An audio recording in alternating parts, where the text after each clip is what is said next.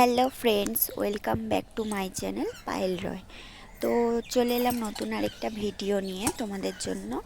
আর আজকে আমি তোমাদের শেয়ার করব, আজকে আমি আলু দিয়ে চিকেন কষা বানাবো। সেইটা তোমাদের সাথে শেয়ার করব যে কিভাবে করছি। তো দেখো, এখানে চিকেন আছে আর বড় বড় করে আলু পিস করে কেটে নিয়েছি। তারপর পেঁয়াজ নিয়ে নিয়েছি আর তেল দিয়ে কড়াইতে পেঁয়াজটা হালকা ভেজে নেব লাল লাল করে একটু।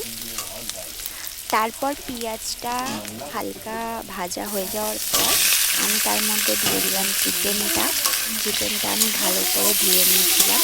ধুয়ে নেওয়ার পর চিকেনটা দিয়ে দিয়েছি, দিয়ে হালকা একটু ভাজা ভাজা করে নেব। তো দেখো, আমি নুন আর হলুদ দিয়েছি, সেটা আমি দেখাতে ভুলে গেছি, বাট সেটা আমার দেওয়া হয়ে গেছে। তারপর আমি চিকেনটা ভাজছি হালকা। আর আমি গ্যাসটা এত জোরে দিয়ে দিয়েছি যে কড়াইটা ধরে যাচ্ছিলো, হালকা হালকা লেগে যাচ্ছিলো। তো তারপর আমি মশলা দিয়ে দেব। মশলা ছিল আদা রসুন বাটা আর হালকা অল্প একটু পেঁয়াজ বেটে দিয়েছিলাম সঙ্গে, আর দুটো শুকনো লঙ্কা বাটা ছিল।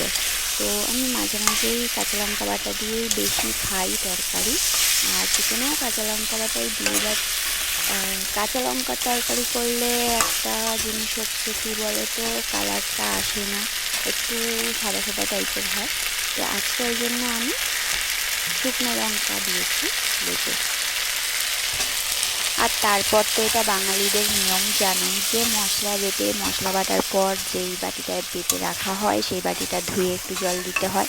তো সেই জলটা আমি দিয়ে দিলাম, দিয়ে মাংসটা আমি কষিয়ে নেব। দেখো, জল দিয়ে আমার কষানো হয়ে গেছে। তারপর আমি তেল দিয়ে দিলাম, আবার তেল দিয়ে কষাবো ভালো